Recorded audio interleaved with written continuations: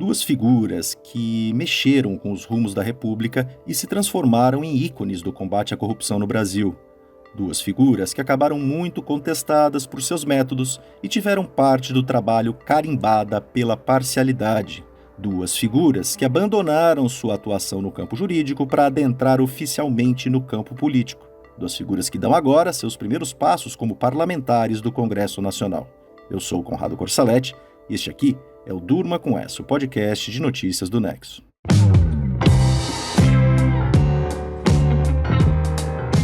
Olá, eu sou a Aline Pellegrini e estou aqui com o Conrado para apresentar esse podcast que vai ao ar de segunda a sexta, todo início de noite, sempre com notícias instigantes que podem continuar a ecoar por aí. Quinta-feira, 9 de março de 2023, dia em que o senador Sérgio Moro, do União Brasil do Paraná, e o deputado federal Deltan Dallagnol, do Podemos do Paraná, usaram suas contas no Twitter para fazer críticas ao governo e ao presidente Luiz Inácio Lula da Silva. Não que isso seja algo excepcional. Desde o início da atual legislatura no Congresso, no mês passado, é o que eles mais fazem. Afinal, são oposição ao governo petista. O inusitado mesmo está na formulação dessa frase do Conrado. Se você tivesse dado uma viajadinha para Marte ali por volta do ano de 2018 e tivesse voltado agora, talvez ficasse de queixo caído. Por que tá chamando o juiz da Lava Jato de senador? Por que tá chamando o chefe da força-tarefa da Lava Jato de deputado? E pasmem, por que tá chamando o Lula de presidente?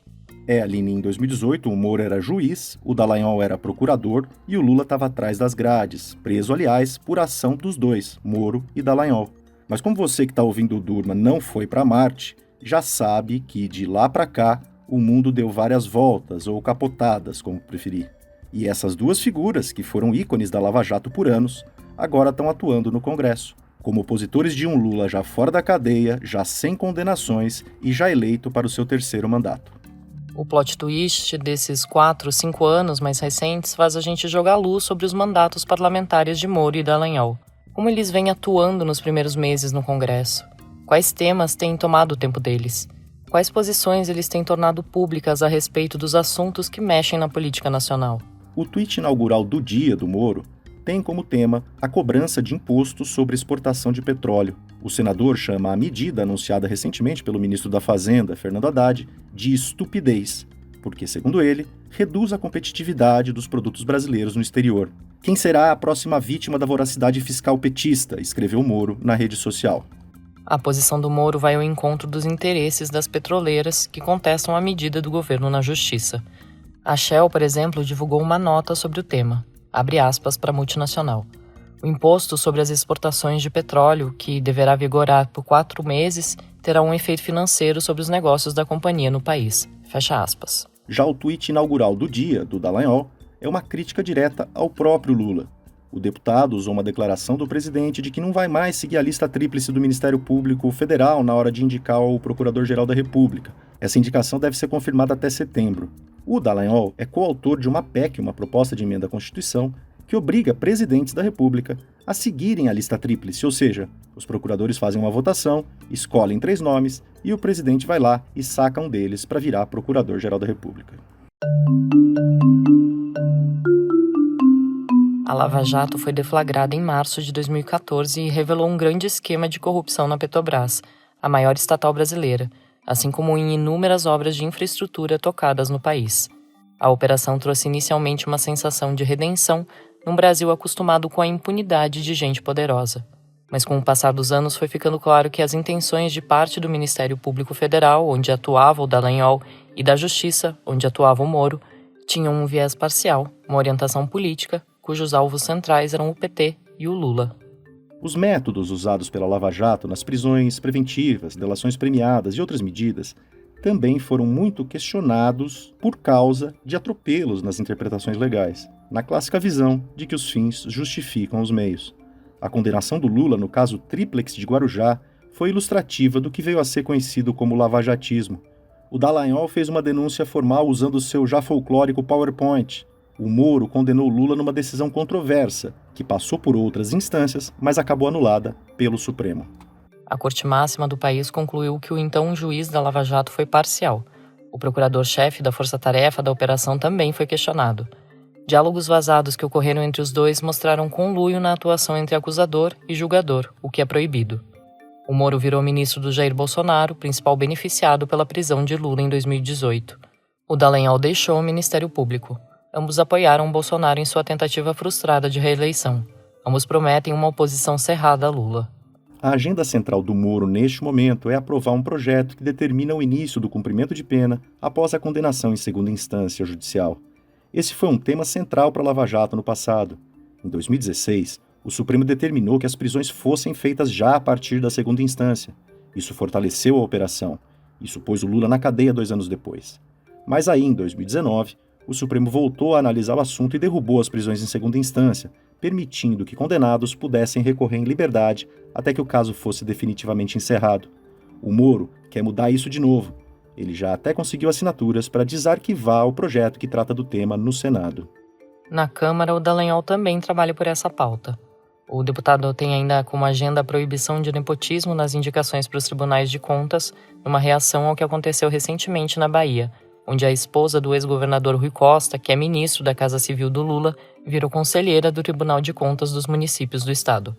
Outro tema bastante explorado pelo Dallagnol é a proximidade do Lula com regimes autoritários de esquerda na América Latina, como a Nicarágua. No comecinho de março, com 2 meses de governo Lula e 1 mês de legislatura do novo Congresso, o Dallagnol divulgou um novo PowerPoint, muito parecido, aliás, com aquele que ele usou contra o Lula como Procurador-Geral da República na denúncia do caso Tríplex. O deputado trocou o azul da imagem pelo vermelho, trocou o que estava escrito nas bolotas com setas, saíram termos como petrolão e propinocracia e entraram frases como aumentou o preço da gasolina e segue pregando vingança. No meio do PowerPoint, na bolota central, o nome continua o mesmo, Lula. Escândalos envolvendo o governo anterior têm sido evitados pelo Dallagnol. Até a tarde dessa quinta-feira, ele não tinha comentado o caso das joias dadas pelo governo da Arábia Saudita ao Bolsonaro. Já o Moro falou sobre o tema ao participar nessa semana do programa Pânico da Jovem Pan. Ele disse que não conhecia os detalhes da história e saiu pela tangente. Agora, esses fatos têm que ser melhor esclarecidos para a gente poder emitir uma opinião específica sobre esse caso.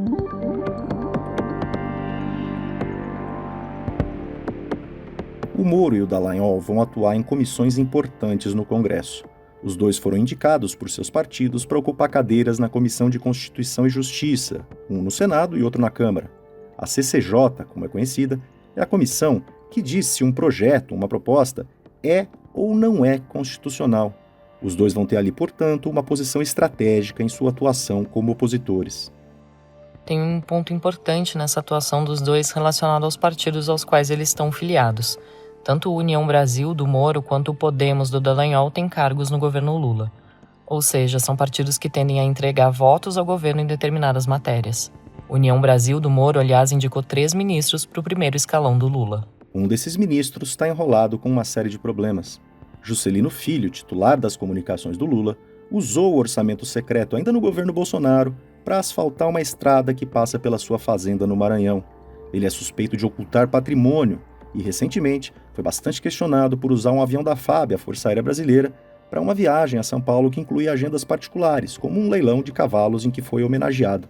No Pânico da Jovem Pan, o Moro foi perguntado sobre o ministro. Ele disse isto aqui. Essa é uma questão que compete ao presidente definir. Eu sou oposição a esse governo. Essa é a minha linha clara.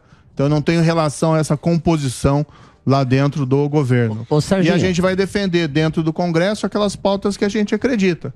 Combate à criminalidade, combate à corrupção. A gente apresentou essa questão aí da prisão em segunda instância, retomou isso aí. A atuação do Moro e do Dallagnol nesses primeiros meses como parlamentares, portanto, difere pouco da atuação de outros políticos, como essa indignação um tanto seletiva quanto a malfeitos. Também difere pouco da atuação dos opositores ligados ao ex-presidente Jair Bolsonaro, cuja bandeira primordial é o antipetismo. A novidade agora é mais para eles mesmos. O Moro é uma entre 81 vozes no Senado. O Dallagnol é uma entre 513 vozes na Câmara. Para fazer avançar suas agendas, eles vão ter que gastar saliva, negociar e eventualmente ceder, como é do jogo da política. Independentemente de qual seja o resultado, já vai ser um ótimo exercício de participação do processo democrático.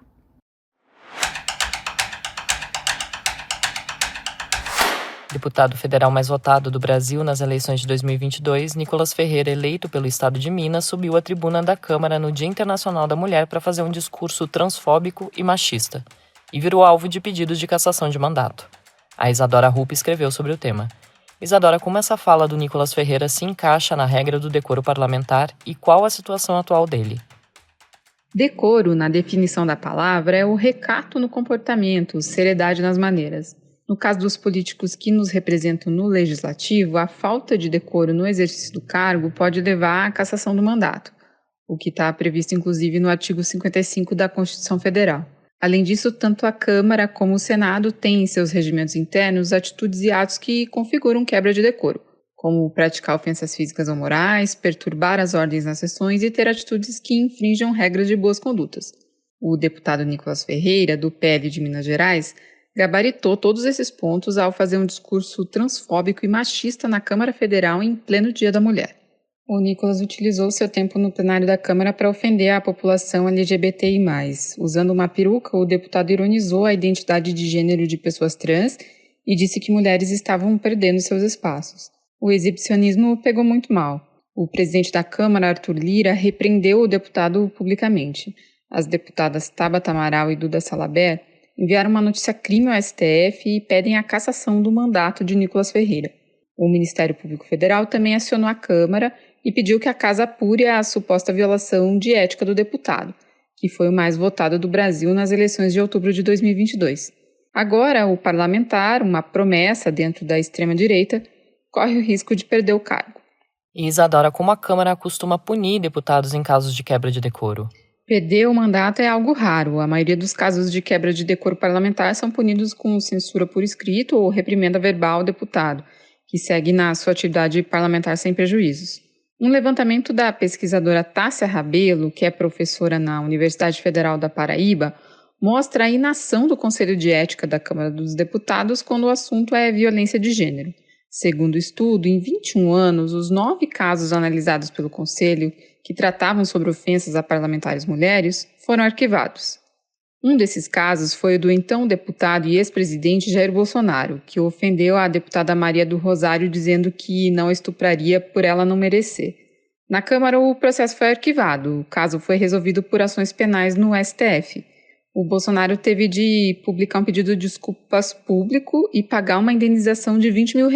A deputada doou dinheiro para institutos dedicados à desigualdade e violência de gênero.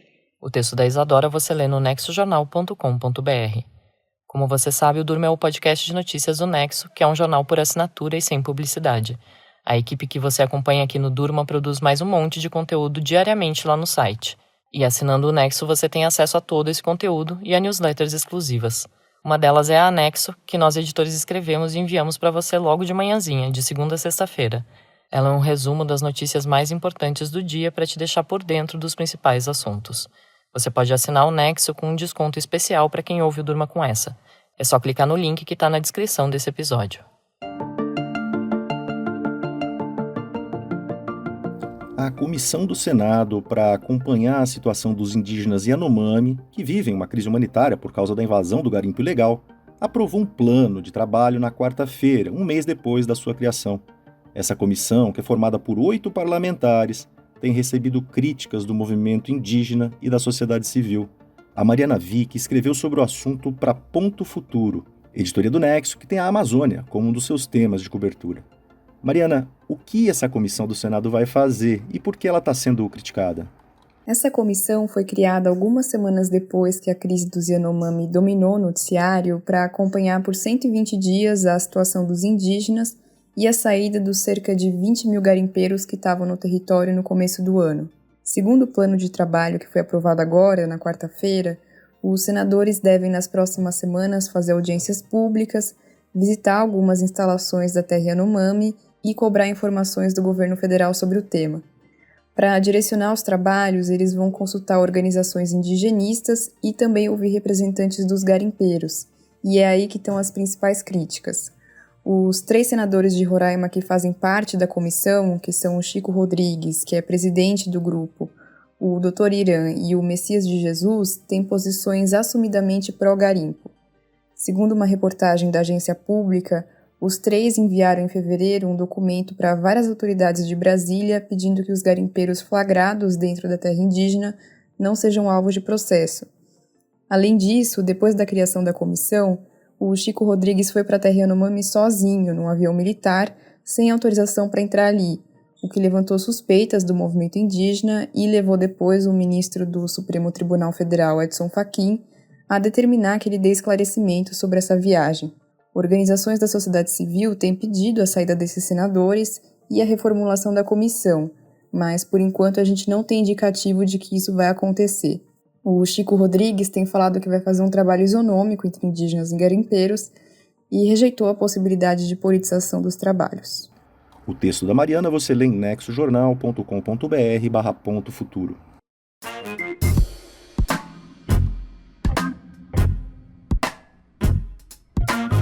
O fim de semana já está no horizonte, então é dia de Gama Revista no Durma Com Essa.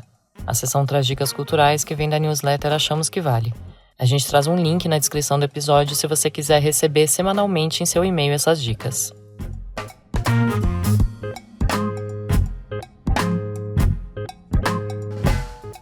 Olá, aqui é Isabelle Moreira Lima, editora da Gama Revista. Eu começo as dicas culturais dessa semana com 2 indicações de leitura. A primeira delas é um livro para adentrar a mente da vencedora do Nobel, Olga Tokarczuk. Se você ainda não conhece a obra dessa escritora polonesa, pode ser um bom momento para apreciar a estranheza dos seus livros. Ela já lançou livros como Sobre os Ossos dos Mortos e Correntes, pela editora Todavia.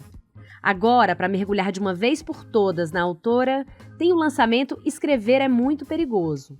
São 12 ensaios e conferências em que uma das mais reconhecidas autoras da atualidade compartilha o seu processo criativo e sua visão de mundo. O outro livro é um HQ, A Vida de Che Guevara em Quadrinhos. Um dos mais emblemáticos personagens do século XX tem a sua história destrinchada no romance gráfico do jornalista norte-americano John Lee Anderson e do quadrinista mexicano José Hernández. Tudo começa em Buenos Aires em 1953, quando Che se forma em medicina. E aqui você pode se lembrar do filme Diários de Motocicleta. Mas são 440 páginas, divididas em 3 partes, em que estão os detalhes históricos e pessoais do personagem. O título é Che, Uma Vida Revolucionária, um lançamento da Companhia das Letras. Para aí, a gente também tem 2 dicas. A nova Pinacoteca Contemporânea em São Paulo. Inconfundíveis traços modernistas e a graça dos cobogós fazem do novo prédio da Pinacoteca uma atração por si só.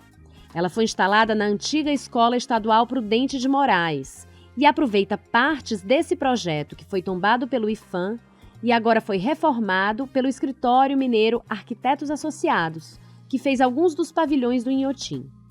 Segundo o diretor da Pinacoteca, o novo espaço não vai só expor arte contemporânea.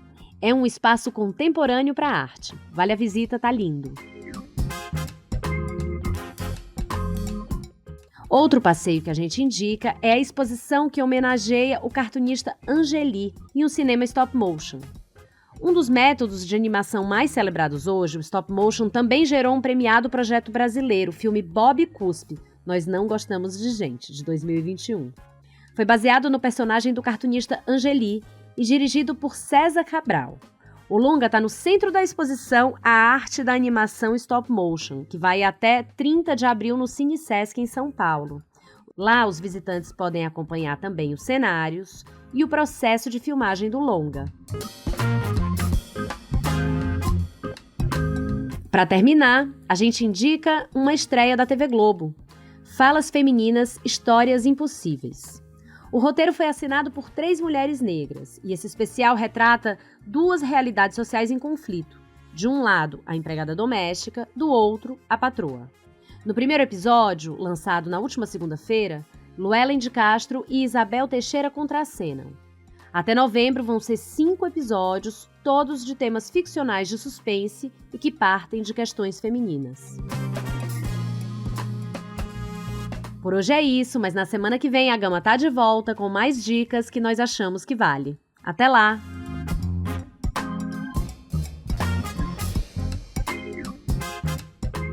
da atuação dos ícones da Lava Jato no Congresso, passando pela transfobia do deputado mais votado do Brasil e pela atuação da Comissão Yanomami no Senado, e terminando com as dicas da semana da Gama Revista, durma com essa. Com roteiro e produção de Conrado Corsalete, edição de Aline Pellegrini, participações de Isadora Rupp, Mariana Vick, Isabelle Moreira Lima e edição de áudio de Pedro Pastoriz, termina aqui mais um Durma com essa. Sexta-feira é dia de extratos da semana. A gente traz para você as principais notícias dos últimos dias. Até!